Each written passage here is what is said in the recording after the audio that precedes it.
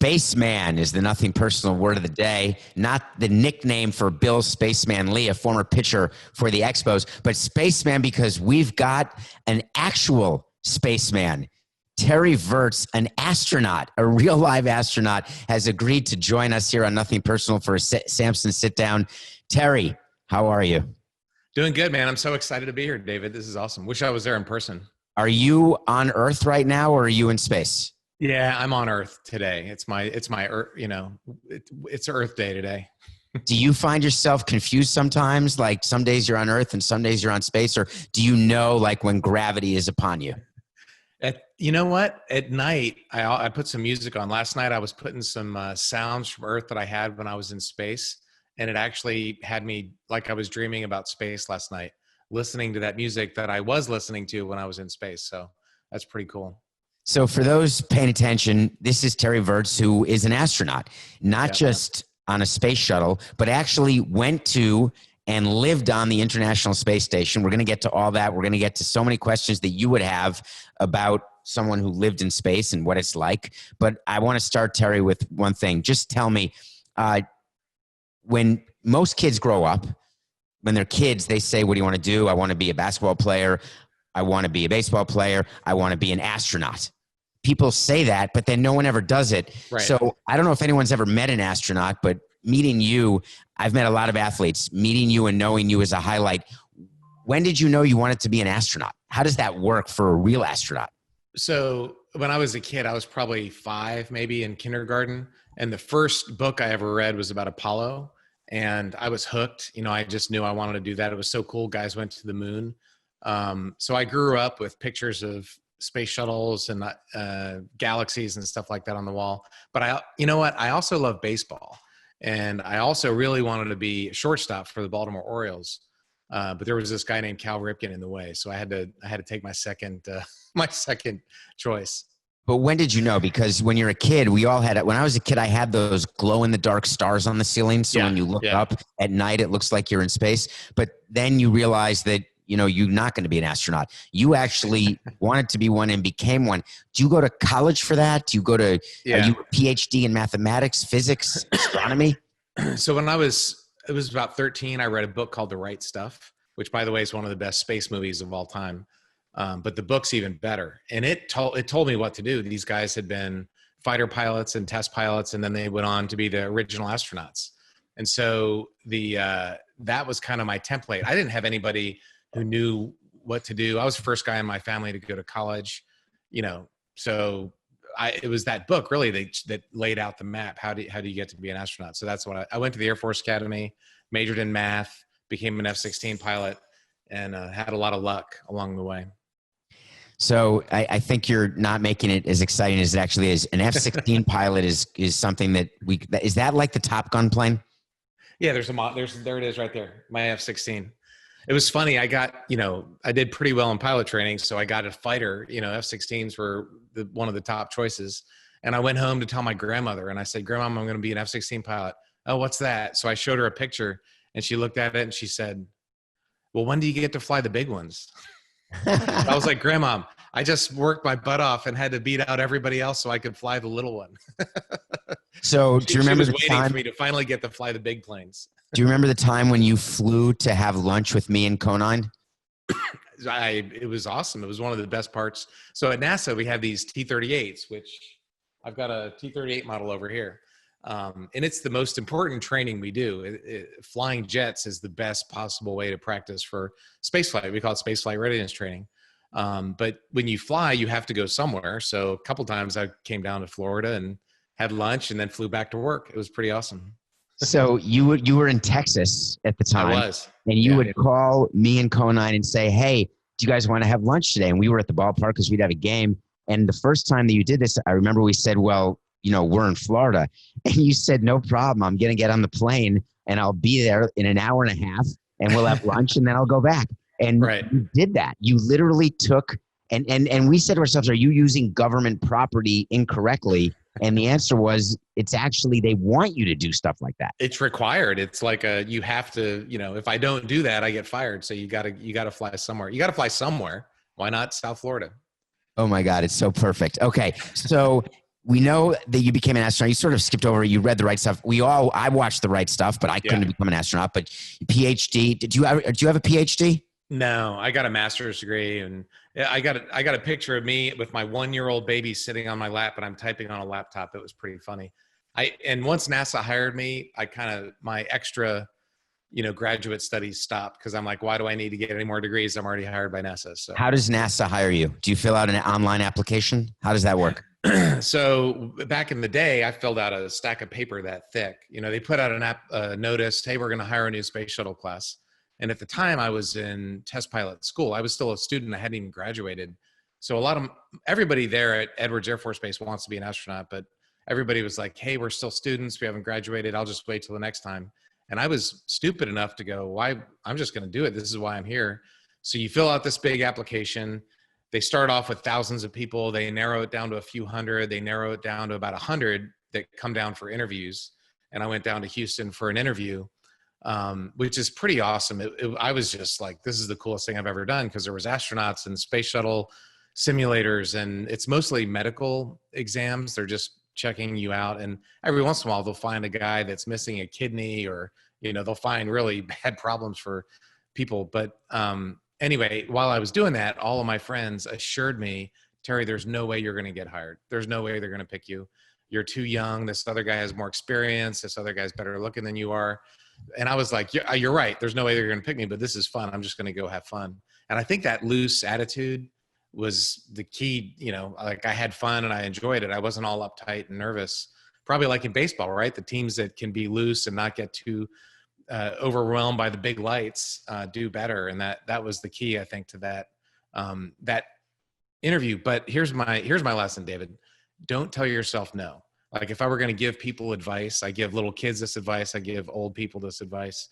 Don't tell yourself no, because in life, there's so many like opportunities that come up, or, man, I'd really love to write a novel, but I can't do that. I can't write, or whatever it is. I'd love to start that business, but I gotta, if you tell yourself no, you're never going to get that dream, whatever it is. If you say, all right, I'm going to go for it, you have a shot at it. So that's kind of that first step of at least giving it a try. Because a lot of my classmates said, oh, I'm not going to apply this time, I'll wait. Well, then there was a space shuttle accident, Columbia.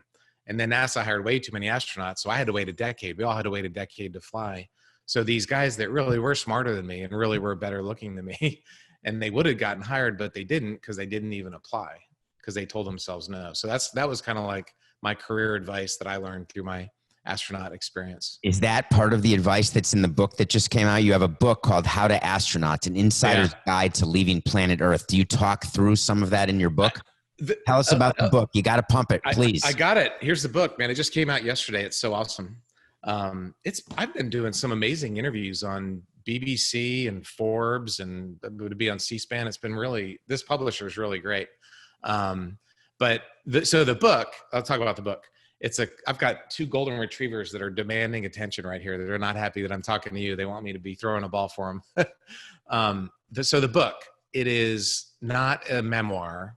There's a million of those. It's not a technical book. It's for anybody to read. The goal for the book is for you to laugh and say, wow. So I wrote it in like 51 short essays, different topics about space flight, stuff you would expect. How do you train to do a launch on a space shuttle, or how do you do medical training, or learning Russian, like the things that how to fly jets, T-38s. And then there's some funny, probably unexpected chapters in there. Are there aliens? What do you do with a dead body? If your crewmate dies, what do you do with their body? There's a chapter about sex in space. So it's fun. It's something you can read at the beach. I see your eyes got big. Wait a minute. So this book is exactly what I want to talk about, because it's all the different topics that interest me. And I want people to buy the book. So we're not going to cover all of them, but there's a few we definitely have to touch on.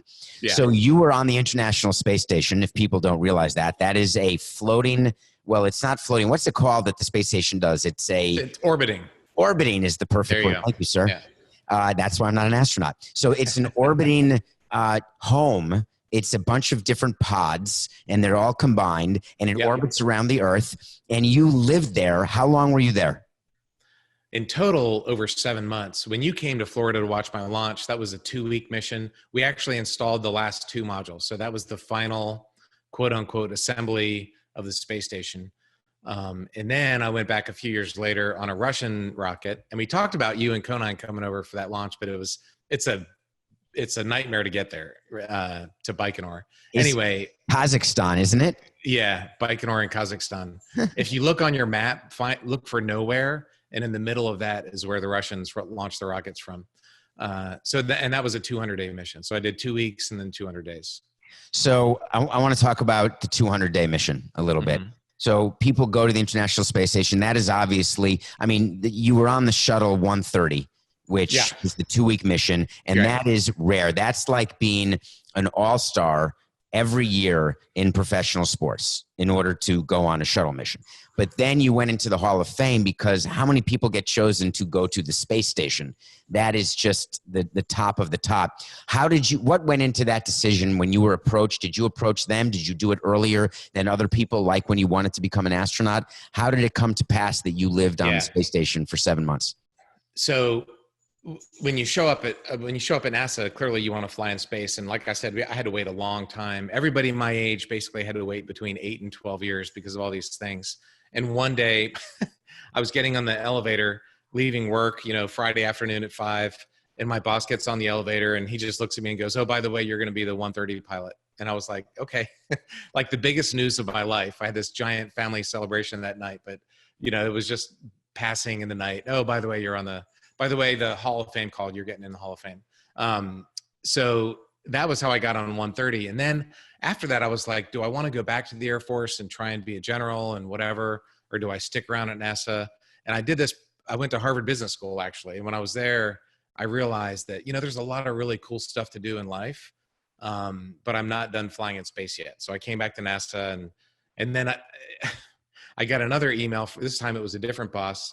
And she said, "Hey, Terry, I forwarded your name to this international panel." And that's the group that assigns the crew. And that's how I found out about that. Totally no fanfare, no big deal, just an email passing in the night. "Oh, by the way, we forwarded your name to the Hall of Fame and you're in." It was that kind of thing. That's how I found out about my flights. When you have family, does the conversation go like this? I'm moving to space for 7 months.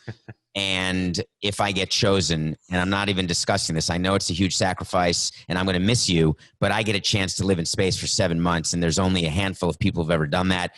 Or is there a negotiation that goes on? Because this is not a 2-week mission. We all go on 2-week road trips. I mean, your road trip is into space on a shuttle, which is the coolest road trip ever. But going for 7 months, it's not even like being deployed in the armed forces for 8 months at a time. You're living in space. Yeah, you're not on the planet anymore. You're literally not on the planet. Yeah. So what was your conversation with yourself, with your family, with your friends? Was it just a no-brainer that if you're in NASA, you want to go to the space station? Or does it take a certain kind of crazy to agree to do what's necessary to live in the space station? Well, it's for sure, every astronaut there, their only goal is to get another flight. It doesn't matter how many you've had. All you want is the next flight. And, in a lot of ways, the profession is pretty selfish because, you get all the glory and fun and your family has to deal with all the stress and, you're gone. And, oh, by the way, you might die because, that happens every once in a while. So there's a lot of, it's a tough personal life as an astronaut. And it's easy, we're the heroes. I got my blue NASA jacket here, we get to go out and be the all-American heroes, but it is a cost for sure. I know for me personally it was, and for a lot of folks, it's tough. I was doing this spacewalk, and as I was coming in, we had a problem with water leaking in the helmet. A guy named Luca Parmitano the year before me almost drowned. He had a really bad leak. His helmet was full. He couldn't see. It was really bad, and he survived, but it was a really close call. So when I was coming in after my second spacewalk, my helmet started filling up with water.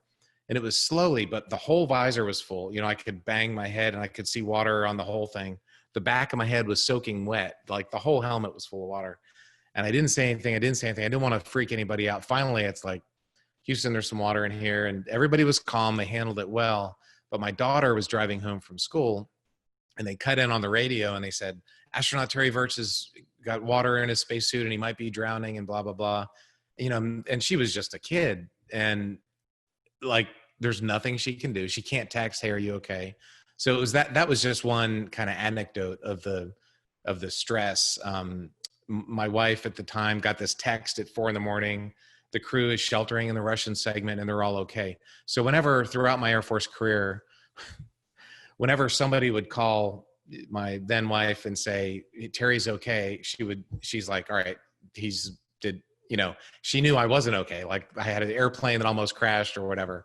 So those are just some of the stresses that families have to go through that you don't see that on CNN or NASA TV or whatever. Were you tempted to say, "Houston, we have a problem"? Did that enter your mind at all or not? It didn't. That's just the movies, right? That's just Apollo 13. Yeah. Okay, so you land in the space station. You know you've got 7 months in front of you. Can you walk me through what is day one like on the space station? What happens when you get there? Do you unpack a suitcase? Do they show you to your room? Do you check in? What happens? Actually, yes. So for the long duration mission, I had these big, they're the size of suitcases full of my underwear and t-shirts and stuff, and I had to get them arranged. So that's exactly what happened on that. But on my first flight, that was on my second flight. On my first flight, I know the dogs are bothering me. On my first flight, you get into space on the space shuttle, never been in orbit, and I had the worst headache of my life. I mean, your brain is just going, what in the heck just happened? You are, it's very confused. And I could only move my head like about this fast. If I had to turn around and look for something, rotating your head was super painful. I was going through a lot of ibuprofen. And that lasted about 48 hours. And then on my third morning in space, it was like a light switch went off and I was fine. Like that headache disappeared and all of a sudden I was fine. And for the rest of the 2 weeks, I had a big smile on my face because it was so awesome. And then, 5 years later, when I went back, it was from minute one, there was no problem. My brain remembered what had happened. It's like there's some rewiring happening on your neurons. I don't know what happens, but it takes your brain a while to go, okay, I used to be on Earth and now I'm not. And then once it figures it out, it's good. It was a really cool process. That learning curve was really cool. So I'm drawing a distinction, which you're not. So I must be wrong here.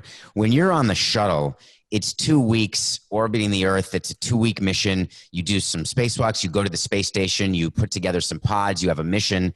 But then you're back in 2 weeks. Right. Isn't it a totally different mentality when you're moving to the space station for 7 months? Yeah. So the shuttle leaves without you. Like you're stuck. You can't leave. Exactly. So going on a space shuttle flight is like a road trip, and going on a space station mission is like getting traded. There's your baseball analogy. We have acronym in the military. One's a TDY, which is a temporary duty, and the other one's a PCS, which is permanent change of station.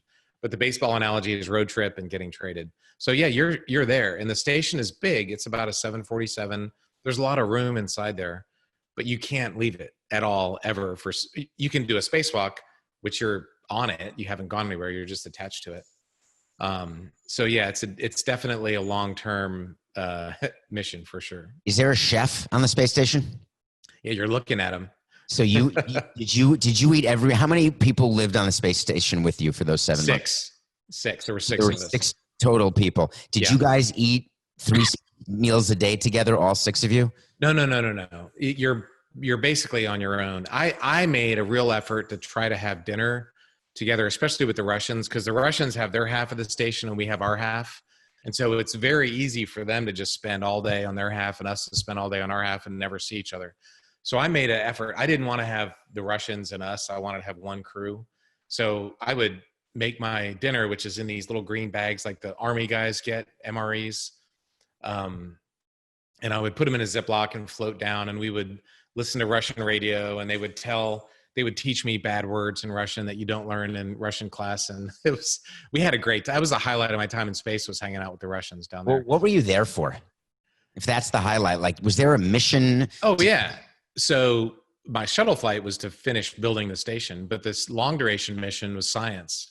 The mission of the space station is science. So they have, during my mission, we had 250 experiments.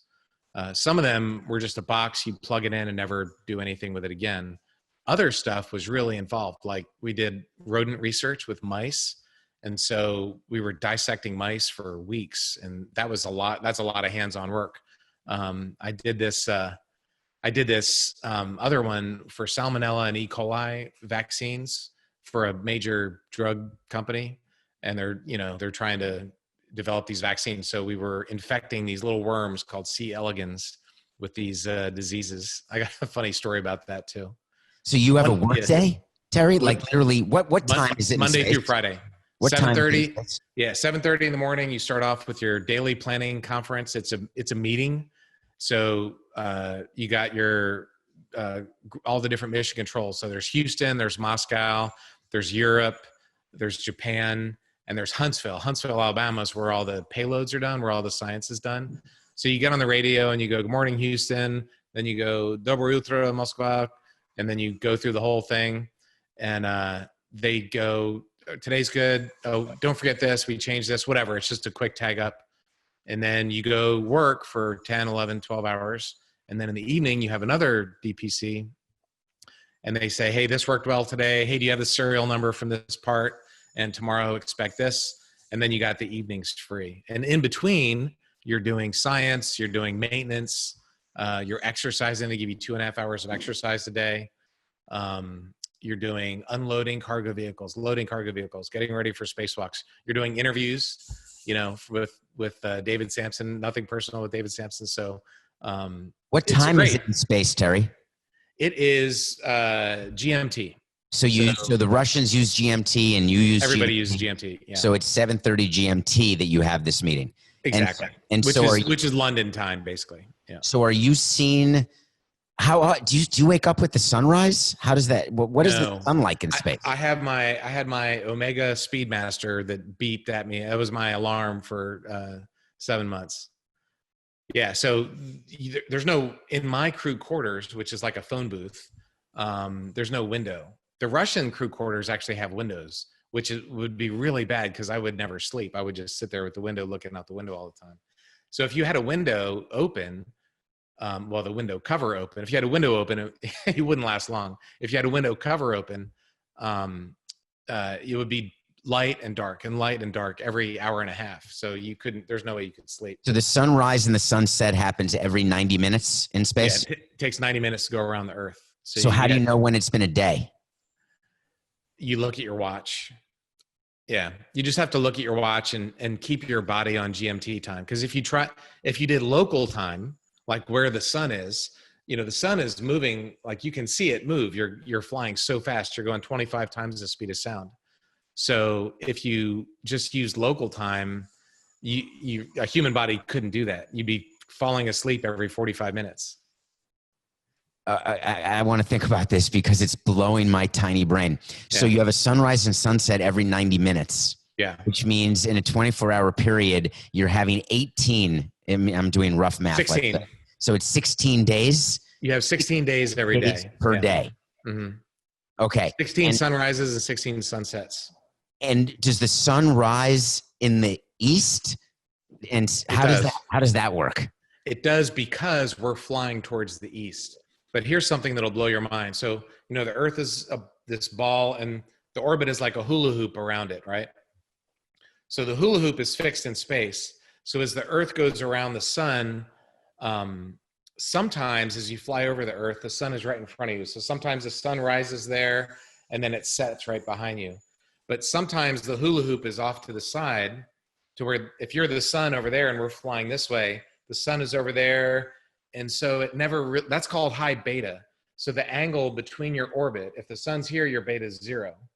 If the sun is there, your beta is 90. If it's like off your left wing or off your right wing, and when it's off your left wing or right wing, it never sets or it never rises. It's just constantly on the horizon. So I had a week in the wintertime where that happened, and I had a week in the summertime during my mission when that happened, where the sun never set. It was just this constant twilight, which was really an interesting time. I did some time lapses of whole orbit, a 90-minute, video time lapse of that. It was really cool just to see the sun just does a little circle on the horizon. So I'm trying to think about what that would do to my body clock, right? Because we all try to figure it out. If you, and like living in the North Pole or South Pole, Exactly. it's very difficult on people. Did you have difficulty in space with that issue, or do you just close the shades and not You think close about the it? shades and you look at your Omega watch and you just set the alarm, because otherwise the body couldn't take it. Even Mars. Okay. So Mars is 24 and a half hour day.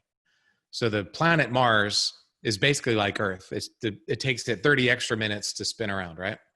So these scientists out at JPL that do these Mars probes, in the early days, they were like, well, we'll just put ourselves on the Mars clock. So the scientists would be working, controlling the rover on Martian time.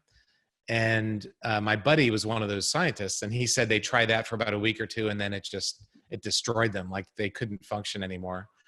So you think, like me personally, I would love to have an extra 30 minutes a day. But our bodies are not designed that way. Our bodies are designed for 24-hour days.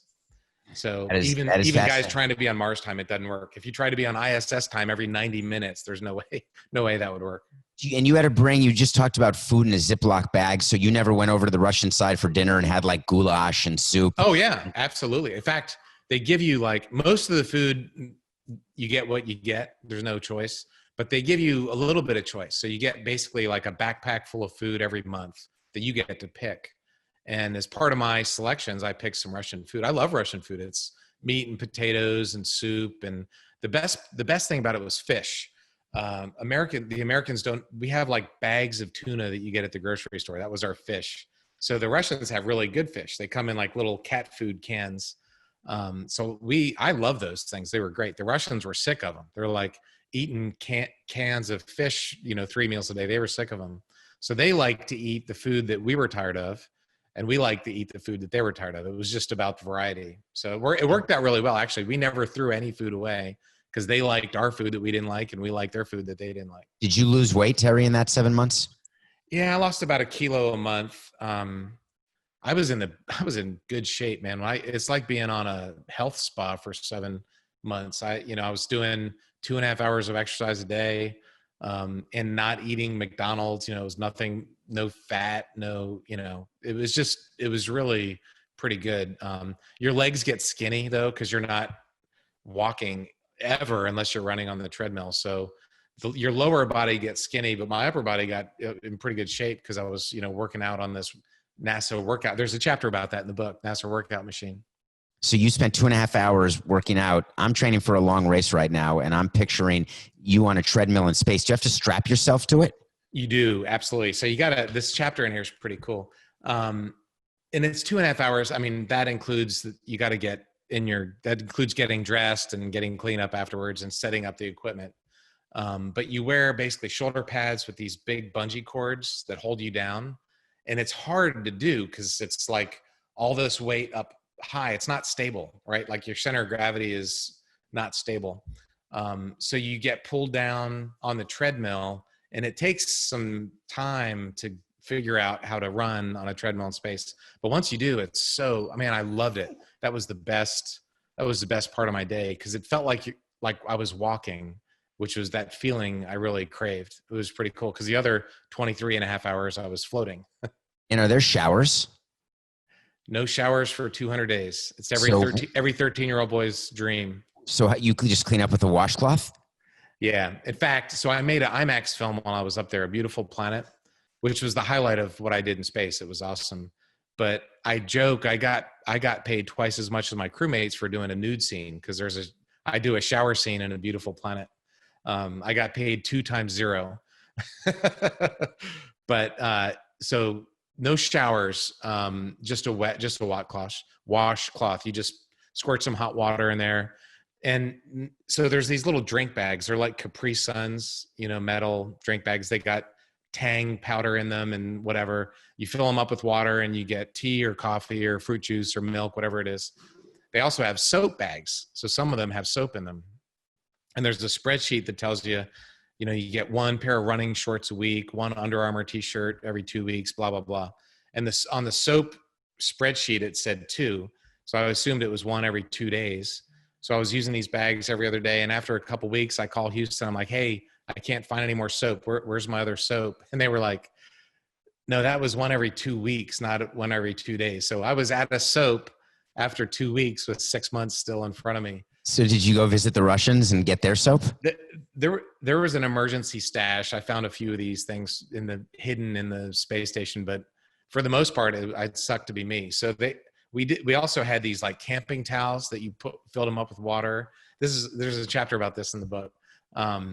And some of the camping towels had soap in them. So I got soap like integrated into this camping towel, but we had there was like a good camping towel and a really crappy one. And I said, look, guys, we're going to use up all the bad ones so that future crews don't have to deal with this. So it was basically like having a paper towel. You just wash yourself and it would turn into a cloud of dust. You've mentioned the movie in the book, Terry. Tell us. I need to, first of all, where can I see this movie, the IMAX movie? I haven't seen it. I want to review it on Nothing. You know what? Disney, you haven't seen it. You got to watch it. It's really great. I'm going to watch it today.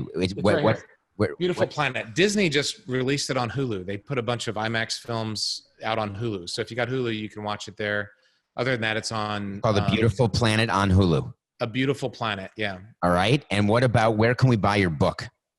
Because we want to buy a lot of copies of it. The best place, if you got a local bookstore, support your local bookstores. It's in all the bookstores. You can also get them on Amazon or anywhere you can get books. You can get How to Astronaut. And so, are you doing a book tour, by the way, or all book tours? I started it yesterday. The book came out yesterday. They were going to send me to 20 cities, so I was going to be, a month on United Airlines. But then 2020 happened, so I'm going to be on 20 Zoom calls for the next couple of weeks doing stuff like this. But I got another movie coming out, David. Do you know about that? No, tell me. So I directed a film called One More Orbit last year, and we took off and landed from the Kennedy Space Center. We flew around Earth, went over the North Pole and South Pole. So we did this circumnavigation. It was like a world record attempt to fly around Earth. And originally I was going to be the pilot on this thing. And the guy that put it together, it happened at the last minute. I didn't have time to get trained. So he said, well, let's make a movie about it. And that's what I want to do in life. That's kind of the direction I'm moving. So I got to direct this film. I got a patch on my, where'd it go? Yeah, here's my patch from the film. One More Orbit. One More Orbit. It's a documentary. It comes out next month on the video on demand and stuff. So there's quite a bit of things you're pumping. About it. I like that. You're doing stuff. Yeah. You're an astronaut. You're the coolest. Okay. So you're on the space station. I'm not going to ask you about sex because I'm going to make people buy the book, but clearly I want to know. I want to know about aliens, but that's in the book. Well, I got to ask quickly about aliens. Did you see any aliens? Just give me the net. So, no, one of the guys I was with is Gennady Padalka, the human with more time in space than anybody else. 879 days in space this guy spent. He also came with me on this One More Orbit movie that we filmed. He joined us and so we were talking about aliens yesterday on a call like this. And he was like, Terry, I did not hear any knocking on the space station. So yeah, you have to read about my philosophy. You assume they're out there because there's so many billions of planets, but I never heard any knocks on the hatch. You never saw anything that you couldn't explain? No. While you were in space? Not that I can tell you about on this interview. Because it's so top secret. Because you'd have to shoot me and all my listeners. But they're watching. They're wondering, when you're up in space, you're looking down. There's a whole big thing here on Earth of people who think the Earth is flat. They're called like flat earthers or something. Yeah. Flat Earth truthers. Yeah. But when you're in space and you're looking at the Earth, it's clearly round, right? Yeah, I've seen photos, but I'm wondering, when you're actually looking at it yourself, it looks round. So if it was flat, of course, I saw the Earth, it's round. So when a couple years ago, one of these basketball guys, I forgot who it was, I don't want to use the wrong name, but he tweeted about flat Earth. And I was like, dude, let me send you my book. The Earth is round. I flew around it. It was Kyrie Irving, by the way. It was Kyrie Irving. Yeah. I didn't want to say his name. So if it was flat and I launched to the east, I wouldn't be here talking to you. I'd still be zooming off to the east, but thankfully it's round, and I came back around, and we've known that for about 2,000 years. So I watched The Social Dilemma last night. I heard you talking about that, and my head explodes. My head is exploding. So from conspiracy theories. Can we just talk science for one quick second? Yeah, of course. You're saying that when you're launched and you go into orbit, if the Earth weren't round, you wouldn't be able to go into orbit and you would fly into infinity? The only thing that keeps you going in a circle is the fact that the Earth is round? Of course, the Earth's gravity pull. You're going like if Justin Verlander throws a 100-mile-an-hour fastball, it's in orbit for a couple seconds, and then it hits the ground. If he threw a 17,000-mile-an-hour fastball, it would just keep on going, and as it fell towards the Earth, it would keep on going. It's going 5 miles a second that way, and 10 or 20 feet a second that way. So while it drops 10 feet, it goes 5 miles, and drops 10 feet, it goes 5 miles. And that shape is the shape of the Earth, and that's called an orbit. That's what an orbit is. So if you were going that fast over a flat plane, you would just keep on going east. You'd never come back around. That is mind-blowing, actually. Yeah. I think we have to get Kyrie on the show and explain to him, because you just use very simple words, and I totally get it now. I never realized that when you're in orbit, it's not the engine running. You're just going, and you go in a circle because the Earth is round. If the Earth weren't round, you wouldn't be going in a circle. We used to watch Giancarlo Stanton hit home runs right at the Marlins Park, and that ball's in orbit for a few seconds. The problem is the orbit, there's something called apogee and perigee. It's the farthest part away from the Earth and the lowest part of the orbit. And his apogee was 100 feet up in the stadium, but his perigee was way down inside the center of the Earth. So that ball's in orbit. It's just going so slow that the orbit hits the Earth. In fact, when you're in orbit around the Earth and it's time to come back, you turn the spaceship around, fire the engines, and that slows you down by a couple 100 miles an hour. And when it slows you down, the shape of your orbit dips just enough that it impacts the Earth. That's why you get back to Earth. If you can't slow down, you just stay in orbit forever, well, for decades or centuries, and eventually it'll shrink. But that's what you're doing. You're just slowing down, you're shrinking your orbit, and that you shrink it the exact amount so it hits the Earth at the right spot, so you land on the runway or in the desert and not in the middle of the ocean or whatever. I feel like we're in a Christopher Nolan movie right now. So you're finishing your time in space. It's been 7 months. How early before departure date do you start preparing to depart? Like the day before you check out, or do you have to start doing things 2 weeks before to get your body or some spacecraft ready to take you home? How does that work to come home? To come back to Earth? Yes. It starts a couple weeks before, especially the Soyuz, because it's so small. I mean, it's the front seat of your car, and there's 3 of you packed in there in big spacesuits with all the gear you have to bring back. Now, there's not a lot of room for gear, but there is some room for some things. So, and NASA had this, if we had a little electronic piece of gear that we needed to bring back, we would negotiate with the Russians, and they would give us, 10 kilograms or 20 kilograms of stuff. And NASA would make us wrap it in bubble wrap and then wrap it in duct tape. And so a little USB stick would be wrapped in, a Coke can full of duct tape. And it was just crazy how much padding. And the poor cosmonaut who was in charge of the Soyuz would have to spend weeks stuffing all of these little things in different corners of the Soyuz to come back. So it takes a couple weeks just to get ready. It's like packing for your family road trip, in the minivan. There's a lot of stuff you got to bring. How long is the trip home? How long does it take? So the Soyuz is pretty quick. The shuttle took 2 days because we had to do this big inspection to make sure the heat shield was safe. The Soyuz, you undock, you do about an orbit, and then you fire the engines, and you come back. You're back on Earth within a couple hours of undocking. So basically, you have to wait until the station is at the right spot over Earth, to where when you slow down, you're going to hit Kazakhstan and not Arizona. That would be a small miss, right? Like, oh my God, we missed it by 3 seconds. We're landing in the middle of Manhattan.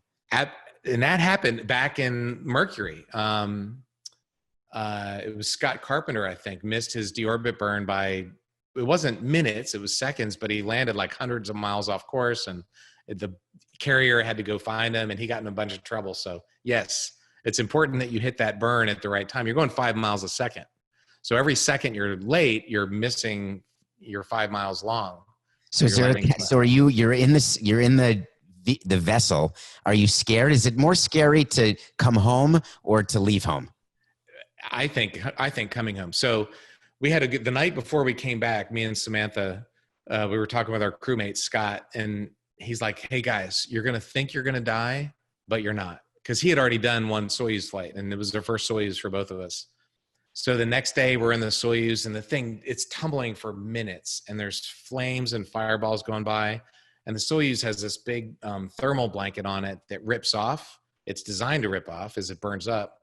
But, you know, the vehicle's banging and moaning and shaking. And you hear this ripping sound as your vehicle's getting ripped apart while you're spinning and you're feeling G-forces for the first time in 6 months. So anyway, we were hooting and hollering and having fun, but I remember thinking, I'm glad Scott told me that, because if he hadn't told me that, I would think I'm going to die right now.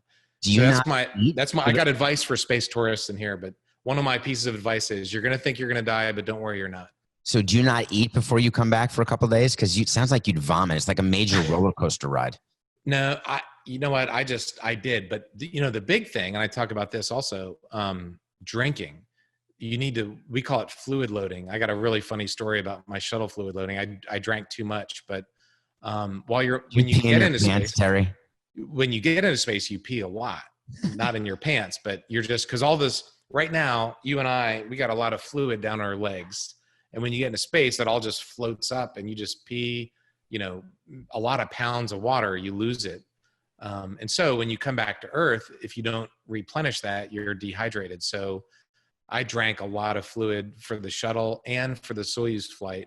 And after my Soyuz flight, after 200 days, they stuck an IV in me, not because I needed it, but it was like, hey, we're just going to do this preemptively. And I felt really good. Like I was dizzy. That was terrible, but physically I felt good. So what happens? You land back in Kazakhstan and you step out of it, and then all of a sudden you're back on Earth and your body's okay. What's going through your body when your feet hit the ground? What is that adjustment like? It must be crazy. So both of my flights were very dizzy and very heavy. I remember on the shuttle taking my helmet I was the last guy out, and I was like, be careful, this thing weighs 500 pounds. But the Soyuz, normally it lands on the side, and this big burly Russian guy reaches in, grabs you, drags you out, and sticks you in a seat. And then you just sit there and chill out for 30 minutes. Well, our Soyuz landed perfectly straight up, which is rare. So we had to crawl ourselves out. And I was last. Anton went, and then Samantha went, and then it was my turn. And I was sitting there, and it was fine. And then I had to get up and slide over because the hatch was over there. It wasn't right above me. So I had to get under the hatch. And just doing this, man, the world was spinning. It was like a couple of bottles of wine. I mean, it was crazy. So for the first day, I could walk. NASA made me get on my stomach and then stand up as fast as I can to see if I passed out from orthostatic intolerance, lightheadedness. I had to do all this crap, and I hated it, but I couldn't do it. And that first day was like a bottle or two of wine. The second day was like a couple glasses of wine. I mean, I landed in Kazakhstan. 24 hours later, I was back in Houston. First thing I did was go to the gym for rehab, which is really important. I was really diligent about that. And my son had gotten his driver's license while I was in space. So he said, all right, Dad, let's go car shopping. So he drove, I rode. But the first thing I did after I got back to Houston was go to the Ford dealer and look at pickup trucks for him. We didn't buy one. Do you get a really good deal when you say you're an astronaut? Hey, I'm Terry Virts. I'm an astronaut. Do you want a space rock? Back in the 60s, they used to not cash guys' checks. Like the astronauts would write checks, and people were so excited they wouldn't cash it. Now they're like, oh, you went in space. Okay, that'll be $28,000 for this used car. Anyway, and then the second day was like, a couple glasses of wine. And then after a week, I did this balance test. So before launch, I did the balance test. And then when you land, you do another balance test where they put you in this harness in this kind of fun house room.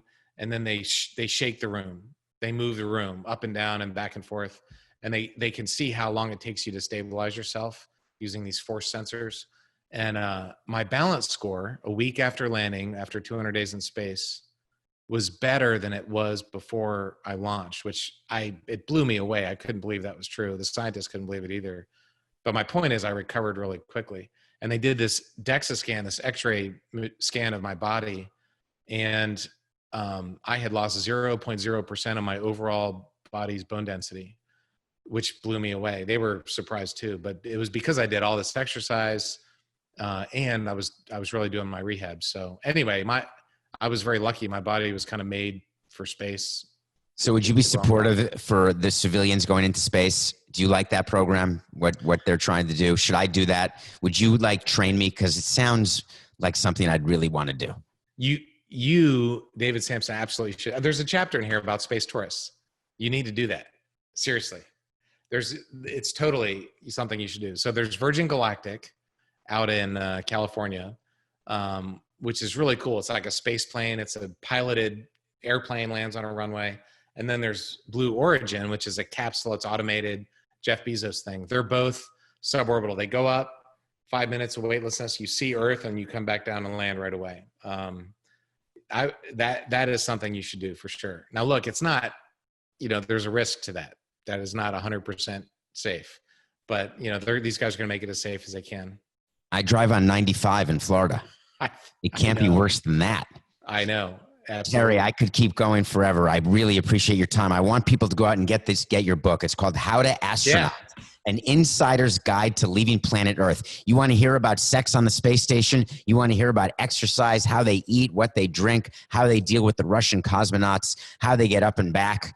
How to Astronaut, An Insider's Guide to Leaving Planet Earth, wherever you get books. If you can support a local book place, that'd be great. But if not, go on Amazon and please read it. Terry, I don't know what to say. I appreciate your time. And let's do this again because I've got like 50 more things to talk about. And I'm going to get your book and read it. And I'm going to watch the movie. Pump both movies. The movie, please, that I can watch today on Hulu. Yeah. So there's an IMAX movie. It's called A Beautiful Planet. I helped film it. It's a great. I think Toni Myers was the director for all the space movies since the 80s. I think this was her best one. And then One More Orbit's a movie that I made last year. It comes out next month. We'll have to be on. I want to talk movies with you. There's so many space movies to talk about. I didn't even get to it. I wanted to talk about gravity. I want to talk about baseball. Yeah. I want to talk about gravity and whether or not you were jealous of Bruce Willis and Armageddon when you see movies like this. But we're going to get to it another time. We may have to do a part 2 of this because this fascinated me, and I'm sure our listeners. Thank you for taking the time, Terry. I really do appreciate you. This is awesome. I loved it. And I got to meet Coca finally. I've been hearing about him for months on the podcast. I finally got to meet Coca.